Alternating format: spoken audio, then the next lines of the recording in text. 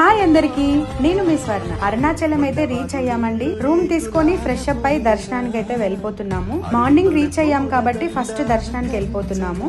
అరుణాచల పుణ్యక్షేత్రం. చాలా మంది ఈ అరుణాచలానికి వెళ్ళాలి అనుకుంటారు. ఈ అరుణాచల పుణ్యక్షేత్రం తమిళనాడులో తిరువనామలిలో ఉంటుంది.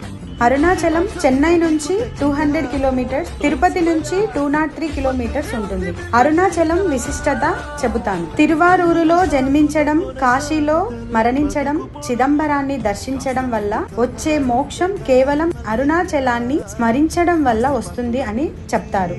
అంత విశిష్టమైన క్షేత్రం ఈ అరుణాచలం. అరుణాచలం అనగా అరుణ అంటే పాపములను హరించునది అని అర్థం. అరుణాచలం అంటే కొండ అని అర్థం. అరుణాచలం అనగా పాపములను హరించు కొండ అని అర్థం. దీనికి మరో అర్థం కూడా ఉంది. అరుణ అంటే ఎర్రని అని అర్థం. అచలము అంటే కొండ అని అర్థం.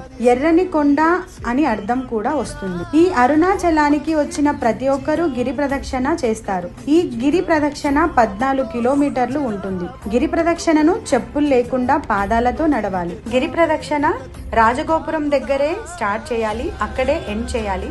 అప్పుడే గిరి ప్రదక్షిణ కంప్లీట్ అవుతుంది. మేమైతే కొబ్బరికాయ కొట్టి హారతిచ్చి రాజగోపురం దగ్గర స్టార్ట్ చేశాము.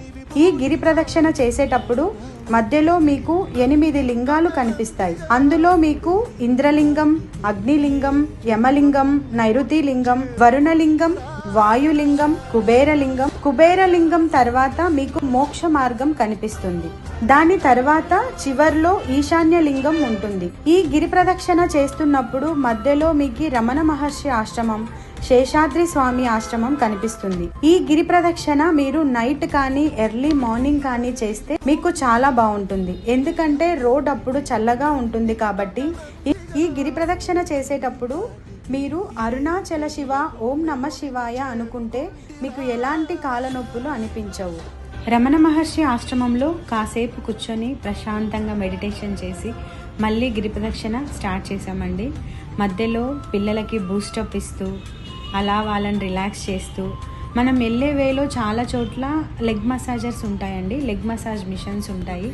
మేమైతే ఎలాంటి ఇబ్బందులు లేకుండా గిరి ప్రదక్షిణ కంప్లీట్ చేసేసామండి. మేమైతే టైం దొరికినప్పుడంతా పుణ్యక్షేత్రాలకు వెళ్తుంటాము. అలా పుణ్యక్షేత్రాలకు వెళ్ళి దేవుణ్ణి దర్శించుకుంటే మనసు చాలా ప్రశాంతంగా అనిపిస్తుంది. ఎంతటి కష్టమైనా ఏ ప్రాబ్లం అయినా హ్యాపీగా రిసీవ్ చేసుకునే ధైర్యాన్ని ఇవ్వమని ఆ దేవుణ్ణి నేను కోరుకున్నాను.